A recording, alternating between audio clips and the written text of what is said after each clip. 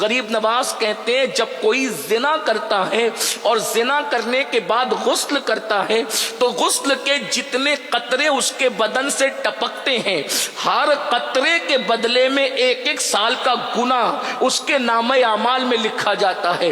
ہر قطرے کے بدلے میں 1 سال کا گناہ.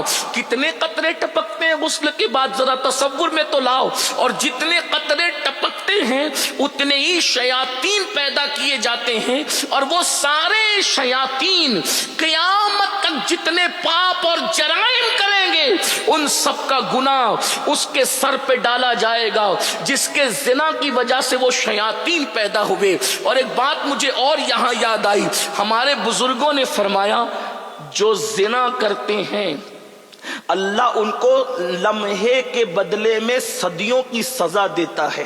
وہ اس طرح سے کہ زنا کاروں کے گھر میں اللہ عیبی اولاد پیدا کرتا ہے, لنگڑی لولی اندھی اولاد پیدا کرتا ہے تاکہ یہ اپنی نسلوں کو دیکھ دیکھ کر بار بار دکھی ہوں. حالانکہ ہر ایک کے گھر میں ایسا نہیں, لیکن 99% لوگوں کے گھر میں ایسا ہی ہوتا ہے زنا کی وجہ سے. اب اس کا یہ مطلب نہیں کہ کسی کے گھر میں عیبی اولاد دیکھو تو اس پہ شک کرنے لگو کہ یہ بدکار لوگ ہیں, ایسا نہیں ہے. 1% لوگوں کے گھر میں اللہ عیبی اولاد اس لیے دیتا ہے تاکہ اللہ ان کے درجات بلند کرے, ان کو مقبولیت عطا کرے. تو یاد رکھنا, ذرا غور کیجئے, آج گندی فلموں کی وجہ سے, زنا کی فلموں کی وجہ سے, گندی پکچروں کی وجہ سے آج ہمارے لڑکے اور لڑکیاں زنا کو فیشن سمجھ رہے ہیں. لیکن میں ان کے سامنے یہ بات رکھ دوں, قبر میں جانا ہے, کب تک زمین پہ دندناتے پھرو گے, کب تک زمین پر پاپ کرو گے, کب تک اللہ کے غضب کو دعوت دو گے, کب تک اس کے غضب کو چیلنج کرتے رہو گے. یاد رکھنا, حدیث پاک میں آتا ہے اللہ کے سچے رسول صادق و مصدوق مصطفیٰ کریم رؤوف الرحیم صلی اللہ علیہ وآلہ وسلم فرماتے ہیں زنا کرنے والوں کو قیامت کے دن جہنم کی آگ کی قمیص پہنائی جائے.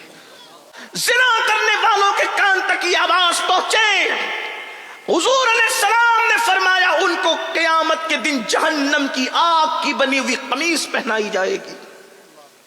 اور اتنا ہی نہیں, حدیث پاک میں تو یہاں تک آیا جس عضو سے انہوں نے زنا کیا ہوگا اس پر جہنم کے ہتھوڑے برسائے جائیں گے.